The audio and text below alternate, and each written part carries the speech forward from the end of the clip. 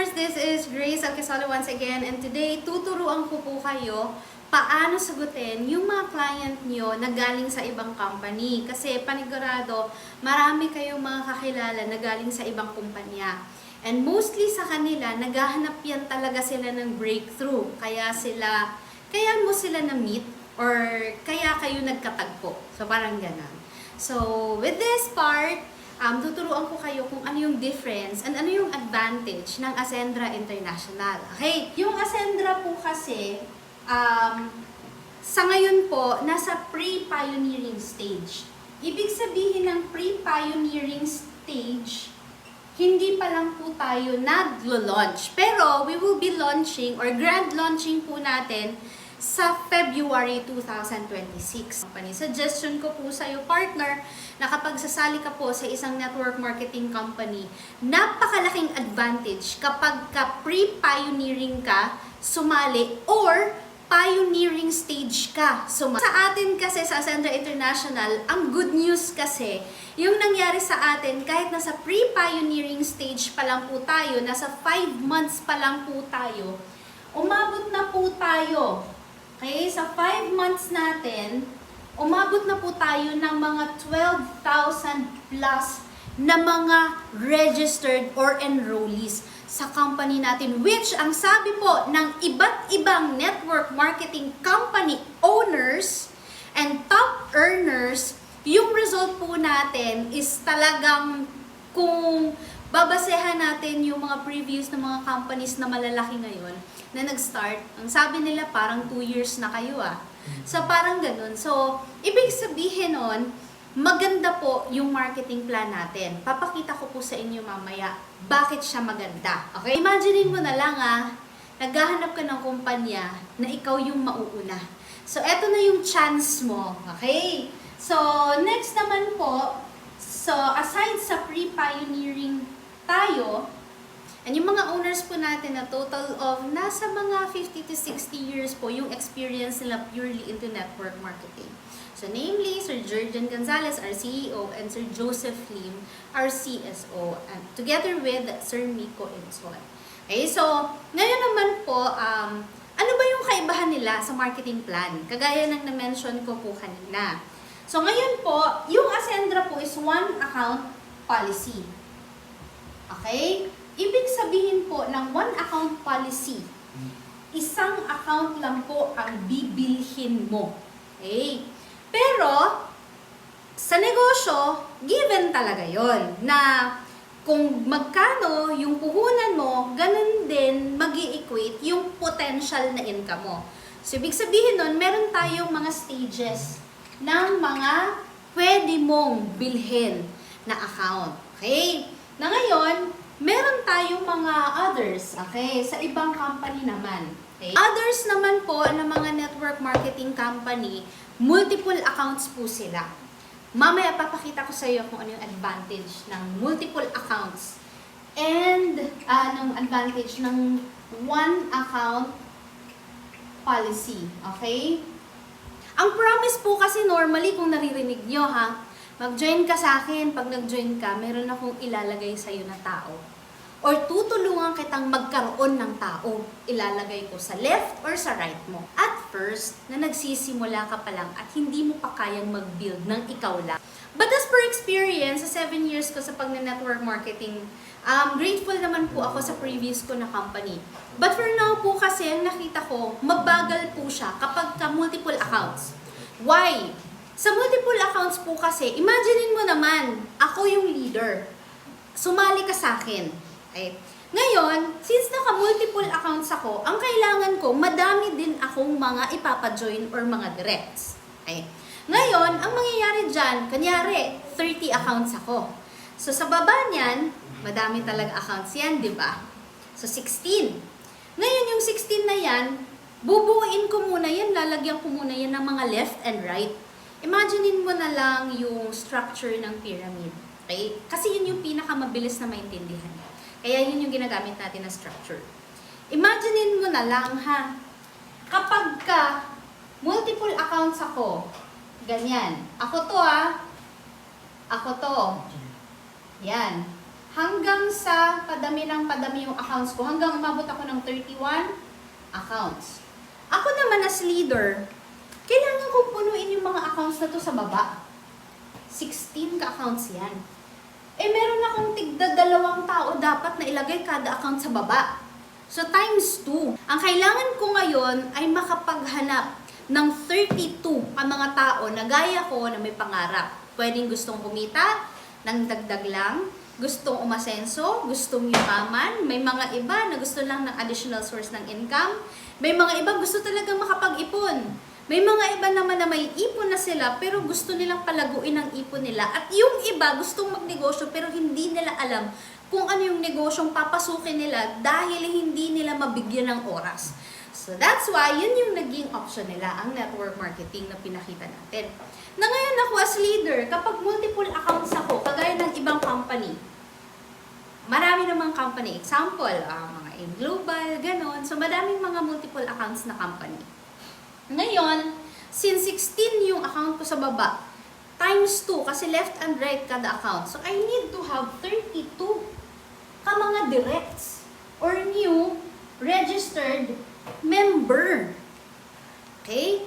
Sa 32 ka new registered member, kapag sumali ka sa akin, since kukumplituhin ko muna yung akin, meaning, matagal kitang malalagyan ng tao. Matagal kong magagawa yung promise ko sa'yo na malagyan ka ng tao.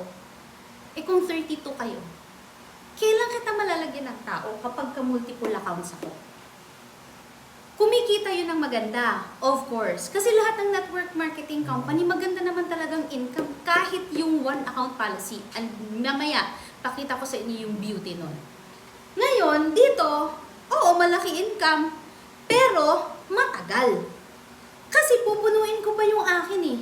Before ako pumunta sa bawat tao na nasa left and right ng under ng organization ko. Kung ikaw, sumali ka pang 10 kita, hindi ko pa naayos tong iba, kailan ka mag-aantay para malagyan kita ng tao? Kaya may mga iba na medyo babagot sila, gano'n. Okay? And then, isa pa doon, okay?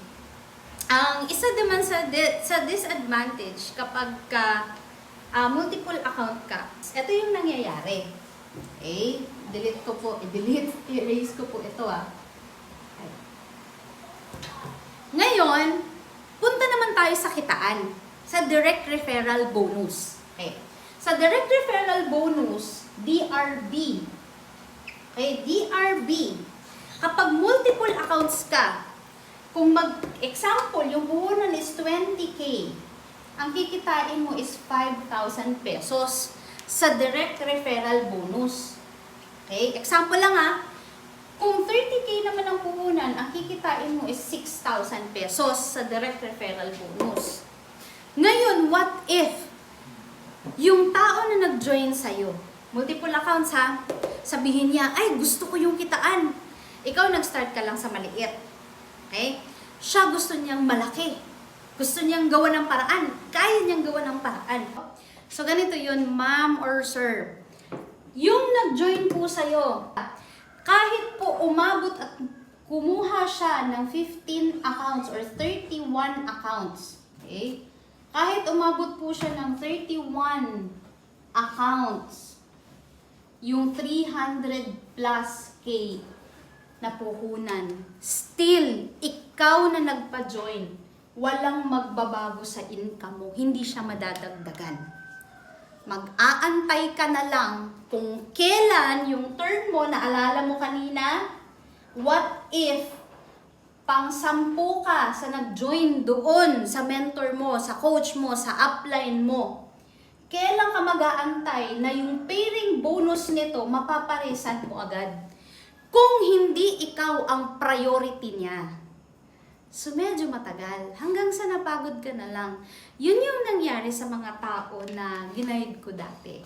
Na ngayon, since napagod sila, ang naiisip ngayon, ay, ayoko na niyan, ganito, na-feel ako, dun na lumalabas yung mga ganun. So, ngayon, ako as a leader, ang sabi ko, gusto ko naman this time na hindi lang ako yung kumita. Gusto ko this time na yung mga tao under sa akin, mas tumaas ang hope nilang kikita sila ng malaki. Ba't hindi ko sinasabing wala na silang gagawin? Meron kaming gagawin. Pero ito yung maganda. One account policy sa Ascendra. The beauty of one account policy is like this. Ako as a leader, may mga tao na tayo dito sa right. Ang pinaka-focus ko lang, since dalawa lang, left and right lang talaga, kasi one account lang. Hindi kagaya dito na 31 accounts, 65 accounts, 15 accounts. Ang tagal, di ba? Dami niyang focus. Matagal kang mafokusan. Ngayon, pioneer na tayo, nauna ka na. At the same time, isa lang yung account ng mentor mo. Ang gagawin ng mentor mo kapag may nag-join sa kanya, may spillover ka. Ibig sabihin nun, malalagyan at malalagyan ka ng tao at mas mabilis kang malalagyan. Hindi kagaya dati na 1 year na, 1 year mahigit na, hindi pa nalalagyan ng tao. Or kung meron man, ang tagal-tagal. Eh ngayon, yung spillover niya, walang choice yung mentor. Lalagyan ka at malalagyan ka ng tao. Yung taong nilagay sa'yo, malalagyan ulit yon. Hanggang malalagyan ulit yung nag-join, hanggang na malalagyan ulit ang nag-join. Yun yung promise natin dito. Habang nagsisimula ka pa lang at habang inaaral mo pa lang ng negosyo, yan yung promise ng networkers or mga mentors or mga coach na nakita namin dito sa Ascendra na magkakatotoo talaga at hindi siya tatagal ng ganung katagal kagaya dito. Ang maganda pa nun, eto. What if yung nag-join sa'yo, okay, nag-join sa'yo, ilagay natin sa right mo. Kasi 'di ba sa first stage ng pag-nenegosyo mo dito, tutulungan ka muna ng mentor mo na malagyan ng tao. Since inaaral mo pa, ginagawa mo pa. What if may nag-join sa'yo, naturuan ka ng mentor mo paano gamitin yung Reels, paano gamitin yung FB story para magkaroon ka ng leads, para magkaroon ka ng inquiries. Okay, yan din yung isa sa specialty natin dito. Or boosting, or nagkaroon ka ng marketers or online affiliates. Ngayon po, yung nag-register sa'yo from Japan, example, from Japan, okay, nanood sa reels mo, or nakita sa story mo, or nag-inquire sa boosting or ads mo, or nakausap ng marketer mo. Ngayon, nilagay natin sa right mo. Sabi ng marketer mo, kukuha siya ng 17,500 puhunan. Ang kikitain mo doon is 3,500 sa direct referral bonus. What if, kunyari, yung registration mo is 17,500. Okay? Ito yung difference ha. Dito, kung 17,500 ang start mo, tapos may nag-join sa'yo from Japan ng 17,500, kikita ka na nun ng 3,500. What if yung nag-join sa'yo ng from Japan, sabi niya, uy, maganda pala yung executive, no? Kung dito po, ang puhunan na abot ng 300 plus thousand, minsan naabot pa ng 500,000 yan, kasi may mga 65 accounts. Laki-laki, no? Dito po, maximum na po talaga yung 200K na puhunan. Depende sa inyo yun, ha? Depende sa kanya. What if nakita niya yung potential income, ikaw hanggang dito ka lang? Okay lang. Hanggang dito ka lang, member ka pa rin naman eh. 'Di ba? Obligado ka bang mag-upgrade? Depende sa'yo. Gusto mo ng kitaan malaki, mas malaking kitaan aside sa 3,500, mag-upgrade ka. Pero kung gusto mo 3,500 lang kikitain mo, okay, mag-stay ka sa 17,500. Okay? Gusto ko lang klaruhin yon kasi may mga iba sabihin, ay hindi ko kaya yung ganyan na amount. No, it's up to you. Pero ito yung catch. Okay? What if mas desidido kesa sa'yo yung napa-join mo? Ma'am, sir, 17,500 yung una niya. Nag-upgrade siya to executive. Gusto niya mag-executive after 1 month. Ang executive po, kikitain mo po kapag nakapagpa-join ka ng executive, kung 17,500 po, ang iyong account, 15,500 po ang kikitain mo sa direct referral bonus. Ngayon, ma'am, dito po, ma'am, kahit na mag-upgrade siya or mag-add account siya up to 300,000, ma'am, eto lang talaga kikitain mo, walang madadagdag.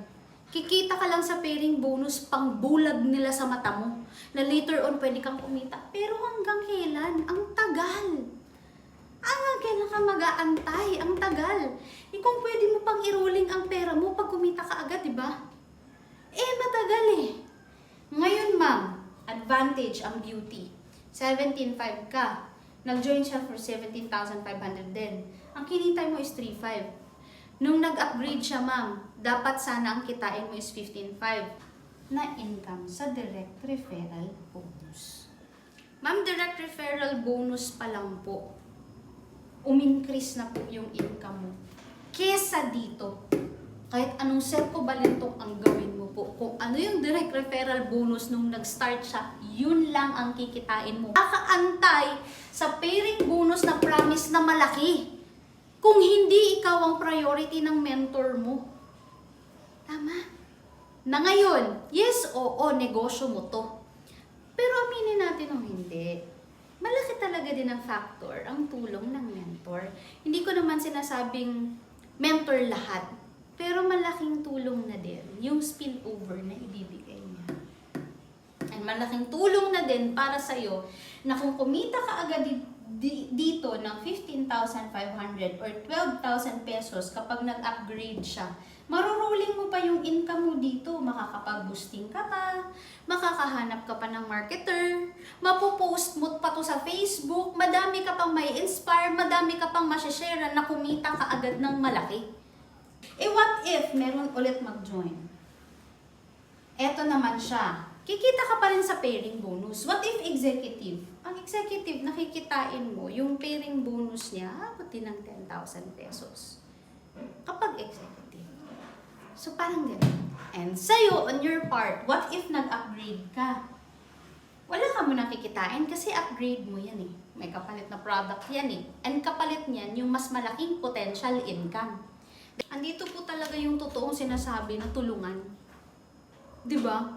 Alam naman natin na maganda ang intensyon ng tulungan ng mga mandito. Kasi galing sa puso yung tulong na ibibigay, kaya lang matagal. Ito yun, what if naka-executive ka? Ito yung maganda. Pag may nag-join sa'yo at naka-executive din, ang kikitain mo sa direct referral bonus is 40,000 pesos.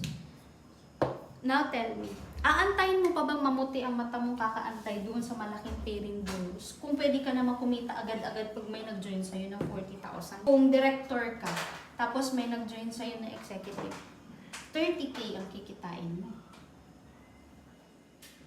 Diba? What if consultant yung account mo? Kung consultant ang account mo, that is 45,500. Tapos may mag-executive na mag-join sa'yo, ang kikitain mo is 20,000 agad sa direct referral bonus pa lang.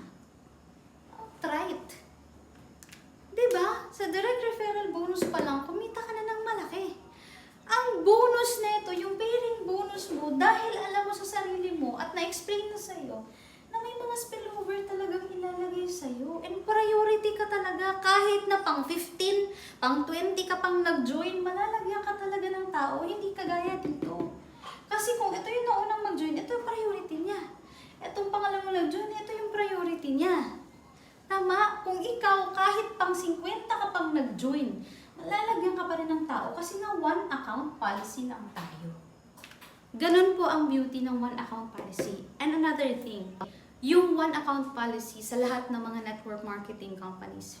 Years from now, pag medyo hindi na magulo, ang maganda nun, nakaposisyon ka na. Kasi yung mga other companies na multiple accounts, sooner or later po, partners, phonepreneurs, sooner or later, pag okay na po, yung one account policy na pinasa ng gobyerno, wala silang choice.